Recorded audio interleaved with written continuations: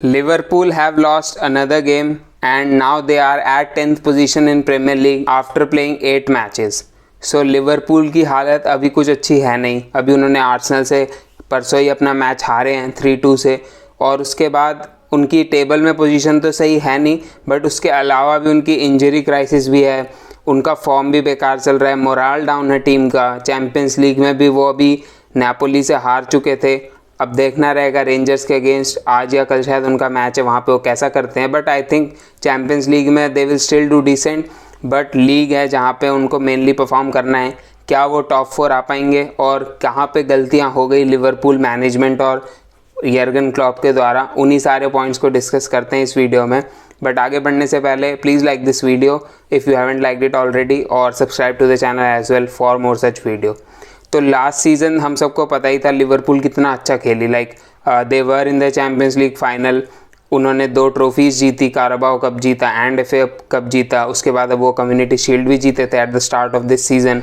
Last day तक वो premiere league के लिए फ़ाइट कर रहे थे, और वहाँ पर अगर एस्टन विला हरा देती मैनचेस्टर सिटी को तो Liverpool could have won the premiere League as well. तो यर्गन क्लॉप जब से आए हैं लिवरपूल में, this will be his 7th full season, और तब से उन्होंने ऑलरेडी लिवरपूल के साथ चैम्पियंस लीग जीत रखी है, क्लब वर्ल्ड कप जीत रखा है, प्रीमियर लीग जीत रखी है, सारी ट्रॉफी जीत रखी हैं एक तरीके से. तो ऐसा नहीं है कि यर्गन क्लॉप उन्हें ट्रॉफी दिलाने में कामयाब नहीं रहे. यर्गन क्लॉप के टेन्योर में बहुत सारे बेहतरीन प्लेयर्स खेले हैं लिवरपूल के लिए. लाइक उन्होंने सादियो माने जैसे प्लेयर को बहुत साउथहैम्पटन लेवल से एक टॉप लेवल का प्लेयर बनाया. सेम गोज़ विद साला, जो कि एक बार प्रीमियर लीग में फेल हो गए थे चेल्सी के लिए, बट वो जब रोमा से वापस खरीदे गए तो साला किस लेवल के प्लेयर बन चुके हैं सब हम सबको पता है. लाइक उन्होंने ऑलरेडी 3 गोल्डन बूट जीत लिए हैं, और 5 सीजन्स में लगातार ही वॉज प्लेइंग सो गुड. और उसके अलावा वर्जिल वैन डाइक, जिनका पीक बहुत अच्छा था. Like he was considered one of the best defender in the world, और one of the best defender to ever play in the premiere league, जो कि मेरे हिसाब से थोड़ा सा स्ट्रेच था, but still he was one of the best defenders to ever play in the premiere league. सो उनकी टीम एक बहुत बेहतरीन टीम बन गई थी. Like they had superstars all over this team. Goalkeeper Alisson superstar goalkeeper, defender van Dijk superstar defender. Midfield में उनके पास Thiago खरीदा था उन्होंने, बायर्न से लाए थे, जो कि एक चैम्पियंस लीग जीतने के बाद आए थे यहाँ पे. तो he was one of the most technically skilful player in the team. और फिर आपको उनका अटैक तो पता ही है, माने, साला, फिरमिनो, तीनों लेजेंडरी प्लेयर जिन्होंने बहुत अच्छा खेला लिवरपूल के लिए. बट अब गलती कहाँ पे हुई उनके साथ कि लास्ट सीज़न जहाँ पर वो एक टाइम पे क्वाड्रुपल जीतने की बात चल रहे थे, और इस सीज़न जहाँ पे उन्होंने 8 में से सिर्फ 2 मैच जीते हैं.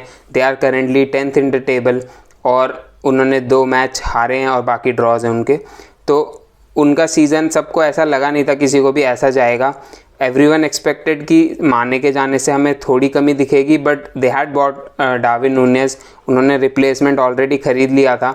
सबको ऐसा लग रहा था that they will go toe to toe with City again for the title, but बिल्कुल भी ऐसा नहीं हुआ.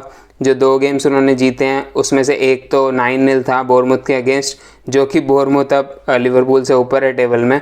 और उसके अलावा जो दूसरा मैच था वो न्यूकासल के against, I would say it wasn't a deserved win in a way. Like 98th minute में टाइम कंप्लीट होने के बाद एक लकी गोल मिला जिससे जीती थी Liverpool, and it was more likely would have been a deserved draw. चलो वो जो भी है, बट एक न्यूकासल के अगेंस्ट विन थी और एक बोर्नमouth के अगेंस्ट. और जो 2 मैच वो अपने हारे हैं वो हारे हैं मैनचेस्टर यूनाइटेड और आर्सेनल से. तो 10th position, like I have already repeated multiple time, no one expected that. और कहाँ पे मिस्टेक्स हुई?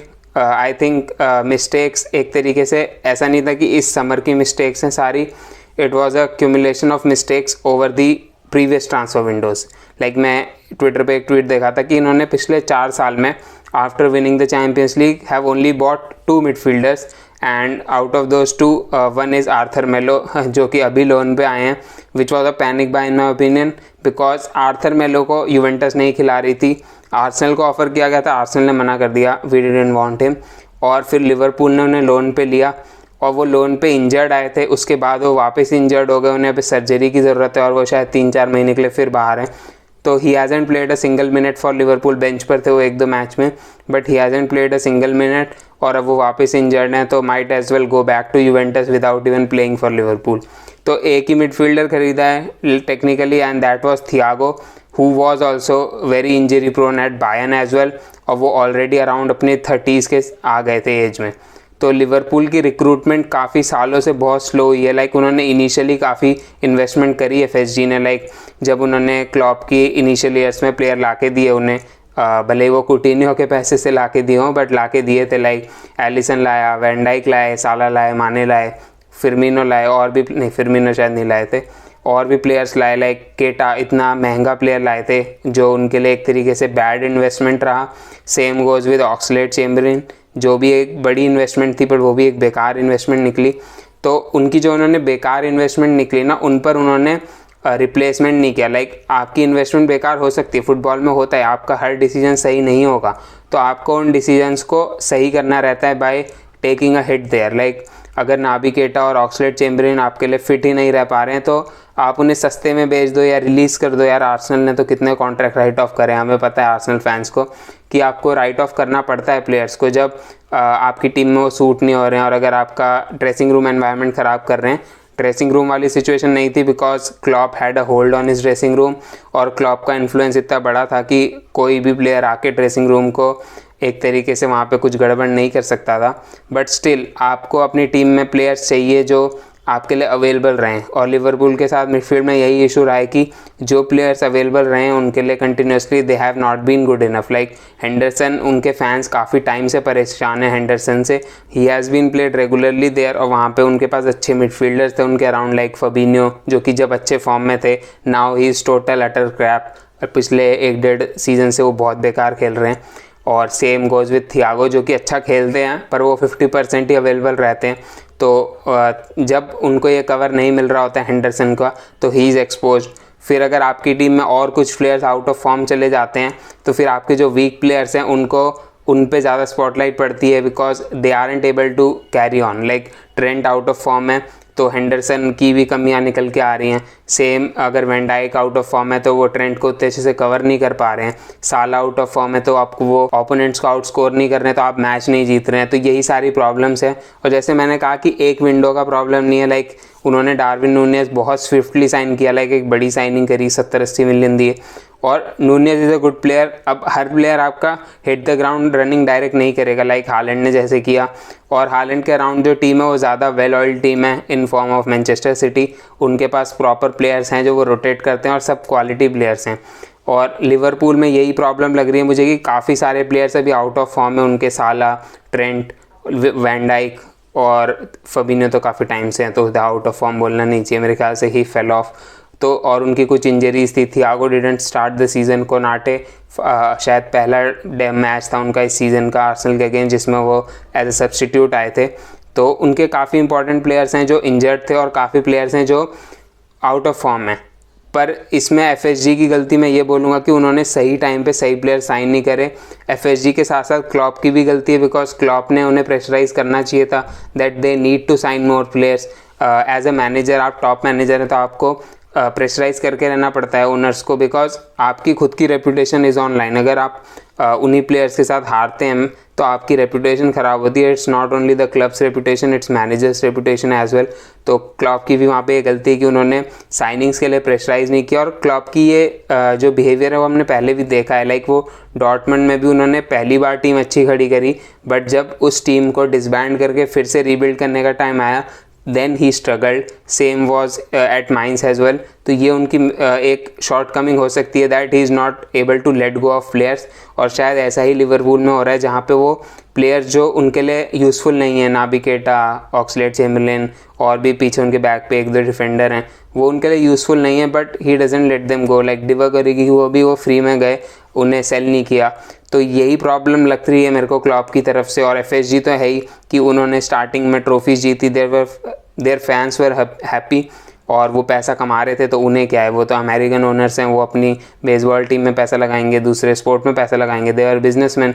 तो इसीलिए मेरे ख्याल से यहाँ पे लिवरपूल से मिस्टेक हो गई that they didn't refresh their squad properly. Like आप जिस लेवल पे खेलते हैं, जिस इंटेंसिटी से खेलना चाहते हैं और जिस टीम के अगेंस्ट कम्पीट करना चाहते हैं, लाइक मैनचेस्टर सिटी हो गई, रियल मैड्रिड हो गई, तो आपको रेगुलर रिफ्रेश करना रहेगा आपकी स्क्वाड को। आप सीधे रीबिल्ड नहीं कर सकते, या ऐसे बिल्कुल पूरी टीम हटाने की बात नहीं हो रही है, but regular refreshment is required और उसके लिए आपको पुराने प्लेयर्स को हटाना पड़ेगा।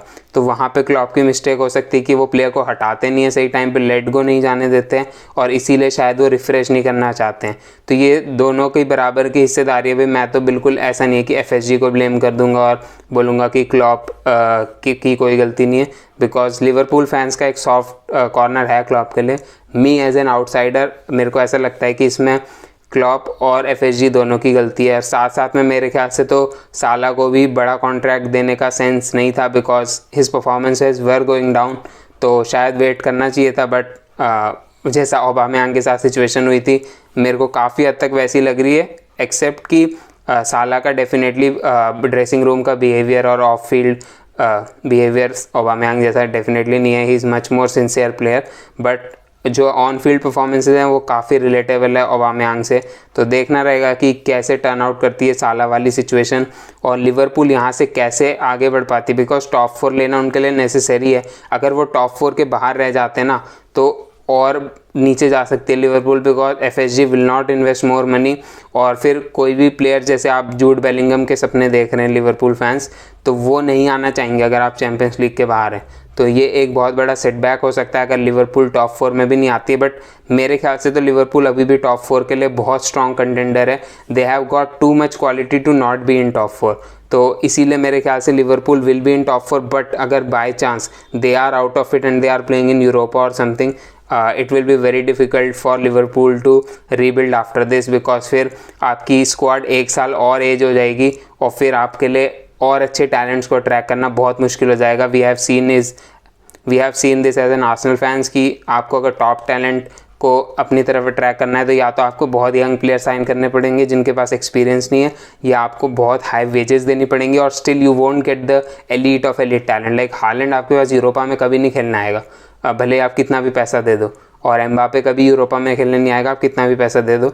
और जितने भी एकदम टॉप 1% टैलेंट के फुटबॉलर्स हैं वो नहीं आएंगे आपके पैसे पे, या किसी भी आपका कितना भी अच्छा मैनेजर हो, they won't come to play in the Europa League. और आजकल सब चीज़ स्पोर्टिंग प्रोजेक्ट है, तो अगर आपको प्रोजेक्ट किसी को इंटरेस्टिंग नहीं लगेगा और ऐसा नहीं लगेगा कि इसका कुछ फ्यूचर है, then it will be much more difficult to attract top talents.